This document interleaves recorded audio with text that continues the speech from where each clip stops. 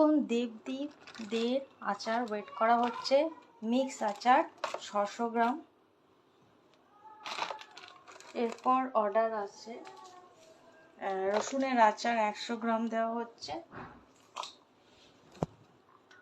আর আমের আচার,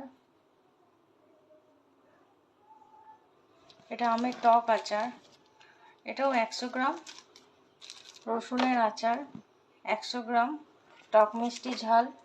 আর হচ্ছে আমের টক মিষ্টি ঝাল আচার, এটা 200 গ্রামের মতো।